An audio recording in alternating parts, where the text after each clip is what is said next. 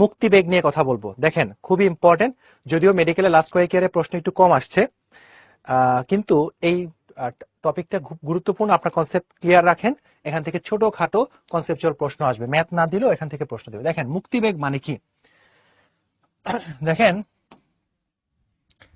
আপনি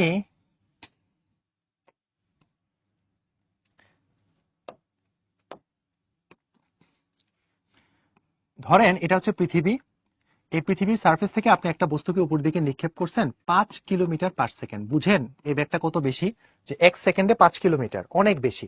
তাহলে 5 কিলোমিটার/সেকেন্ডে যখন আপনি নিক্ষেপ করছেন, একটা সময় না একটা সময় পরে এটা না আবার ব্যাক করবে, পৃথিবীর পৃষ্ঠে আবার ব্যাক করবে।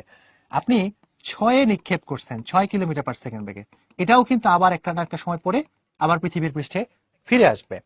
আচ্ছা, আপনি যদি 11.2 কিলোমিটার/সেকেন্ড বেগে নিক্ষেপ করেন, এটা আর কখনোই পৃথিবীতে ফিরে আসবে না। পৃথিবীর যে আকর্ষণ, সেই আকর্ষণ কাটিয়ে সেটা অসীমে একদম বিলীন হয়ে যাবে, তাই না?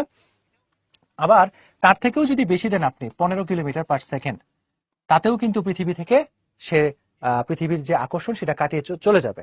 এখন কথা হচ্ছে, সবচেয়ে কম যে বেগে আপনি মারলে পৃথিবীর মাধ্যাকর্ষণ শক্তি সে অতিক্রম করে মহাশূন্যে বিলীন হয়ে যাবে, সেই কম বেগটাকে আমরা বলেছি হচ্ছে মুক্তিবেগ, তাই না?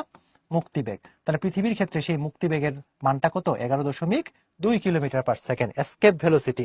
মুক্তিবেগ ইংলিশটা হচ্ছে কি ভাইয়া? Escape velocity. সো এই জন্য আমরা মুক্তিবেগের ইকুয়েশনটা লেখার সময় লিখি ভিই, ই ফর এসকেপ ভেলোসিটি। আচ্ছা, তাহলে মুক্তিবেগের ডেফিনেশনটা তো বুঝছেন। সবচেয়ে কম যে বেগ, দেখেন 15-তে মারলেও সেটা আসতেছে না, 11-তে মারলেও 11.2 মারলেও সে আসতেছে না। বাট আমরা কি সবগুলোকে মুক্তিবেগ বলবো? না, সবচেয়ে কম বেগটা কত? 11.2। আচ্ছা, সো এই মুক্তিবেগের ইকুয়েশনটা আমরা একটু মাথায় রাখবো, যে 2gm/r, 2gm/r। ওকে, আচ্ছা, এখন আমরা তো পড়েছিলাম g = gm/r²। সো gm = আমরা কি লিখতে পারি? gr²। সো এখানে gm এর জায়গায় যদি আমি gr² বসাই, তাহলে এখানে আমি পাই না যে √2gr। তার মানে আমাদের এই দুইটা ফর্মুলা খুব ভালো করে আমরা মাথায় রাখবো। মুক্তিবেগের আছেই কিন্তু এই দুইটা ফর্মুলা, যে √2gm/r আর একটা হচ্ছে 2gr। আচ্ছা, খেয়াল করেন তো, এই ইকুয়েশন থেকে দেখতে পাচ্ছেন মুক্তিবেগ কার কার উপর নির্ভর করছে? মুক্তিবেগ নির্ভর করছে ওই গ্রহের ভরের উপরে, এবং কি ওই গ্রহের ব্যাসার্ধের উপরে, আর একটা হচ্ছে কি ওই গ্রহের অভিকর্ষ ত্বরণের উপরে। তার মানে বস্তুর ভরের উপর কি মুক্তিবেগ নির্ভর করছে? না। বস্তুর ভর যাই হোক না কেন, 1 কেজি হোক আর 10 কেজি হোক বা 100 কেজি হোক না কেন, যে কোনো ভরের বস্তুকে আপনি যদি মহাশূন্যে বিলীন করতে চান, আপনাকে ভেলোসিটি দিতে হবে কত? 11.2 কিলোমিটার/সেকেন্ড। কথা কি বুঝছেন? তাহলে মুক্তিবেগের ইকুয়েশনটা আমরা একটু মাথায় রাখলাম। এখন আমাকে একটু বলেন তো, আমি আপনাদের একটা প্রশ্ন করি, সেটা হচ্ছে, আপনি পৃথিবীর পৃষ্ঠ থেকে এখানে 1 কেজির একটা বস্তু, এটা আর একটা হচ্ছে এটা 10 কেজির বস্তু, 10 কেজির বস্তু, আপনি দুইটাকে চান হচ্ছে উধাও করতে, দুইটাই আপনার ভাল লাগে না, এই দুইটাই আপনি হচ্ছে অসহ্য লাগে, এই দুইটা জিনিসকে, একটা 1 কেজি আর একটা হচ্ছে কত? 10 কেজি। তাহলে দুইটাকে যদি আপনি বিলীন করতে চান, তাহলে কোনটাকে বেশি পরিমাণে ফোর্স দেওয়া লাগবে, 1 নাকি 10? আপনি একটু কমেন্ট করে জানান, 1 নাকি 10? ইভা বলছে সমান, ম্যাজিক করে দিব। আরে বাবা, 10 10 10, সেম সেম 10। আচ্ছা ঠিক আছে, আপনারা অর্ধেক সঠিক বলতেছেন, অর্ধেক ভুল বলতেছেন। আমি প্রশ্ন কি করছি দেখেন, আমি প্রশ্ন করছি 1 কেজি আর 10 কেজি কোনটাকে বেশি পরিমাণে ফোর্স দেওয়া লাগবে। উত্তর হচ্ছে 10 কেজিটাকে অবশ্যই বেশি পরিমাণে ফোর্স দেওয়া লাগবে। যারা বলতেছেন সেম, তারা চিন্তা করতেছেন যে মুক্তিবেগ, আমি তো মুক্তিবেগ প্রশ্ন করি নাই। অবশ্যই যেটা ভারী তাকে বেশি পরিমাণে ফোর্স দেওয়া লাগবে। যদি প্রশ্ন করতাম 1 কেজি আর 10 কেজি কোনটাকে বেশি পরিমাণে মুক্তিবেগ দেওয়া লাগবে, তখন উত্তর হইতো কত? সেম। কারণ মুক্তিবেগ বস্তু ভরের উপর নির্ভর করে না, তাই না? বেশি পরিমাণে ফোর্স দিব আমরা কোনটাকে? 10 কেজিটাকে। এখন আমি আরেকটা কোশ্চেন করি, একটু দেখেন তো। এটা একটা বস্তু, এই বস্তুকে আপনি সোজা 90 ডিগ্রি অ্যাঙ্গেলে উপরের দিকে মারলেন। আচ্ছা, আরেকটা বস্তুকে আপনি ভূমির সাথে, এটা হচ্ছে একটা বস্তু এ, আরেকটা বস্তুকে আপনি ভূমির সাথে 45 ডিগ্রি কোণ করে নিক্ষেপ করলেন, এটা হচ্ছে কত? বি। তাহলে একটা বস্তু এ উপরের দিকে নিক্ষেপ করলেন, আর একটা বস্তু হচ্ছে 45 ডিগ্রি কোণে নিক্ষেপ করলেন, বি। তাহলে কোন ক্ষেত্রে মুক্তিবেগের মান 11.2 এর চেয়ে বেশি হবে নাকি কম হবে বলেন তো? মানে 11.2 এর চেয়ে কম বা বেশি, এ নাকি বি এর ক্ষেত্রে হবে?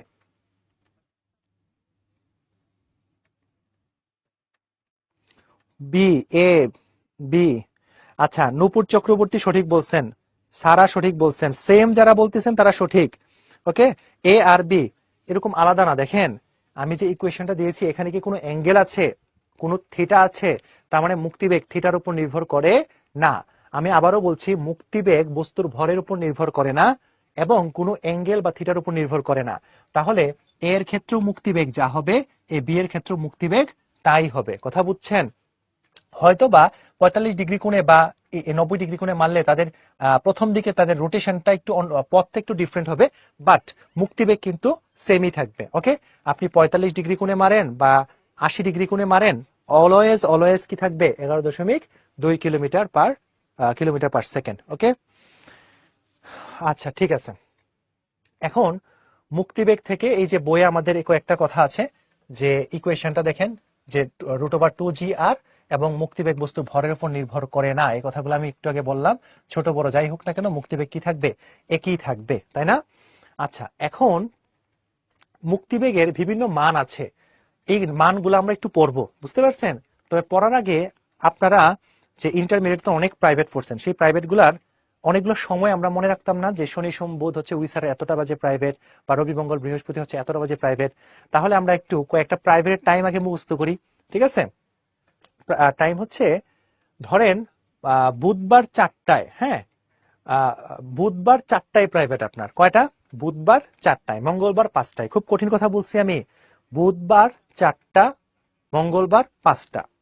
আচ্ছা, শুক্রবার, শুক্রবার শুক্রবার হচ্ছে, দেখেন নামাজের টাইম মাঝখানে, সো হচ্ছে একটা পারফেক্ট টাইম। আপনি প্রাইভেট পড়তে চান কখন? সকাল 10টা, তাহলে শুক্রবার 10টায়। তাহলে বুধবার 4টা, মঙ্গলবার 5টা, শুক্রবার হচ্ছে কি 10টা। আর বৃহস্পতি, বৃহস্পতির ক্ষেত্রে মনে রাখবেন, বৃহস্পতিবার যেহেতু হাফ বেলা, সো হচ্ছে একটু কম, মানে 1 ঘন্টার চেয়ে একটু কম প্রাইভেট পড়ে, মানে 59, মানে 59। সো এই যে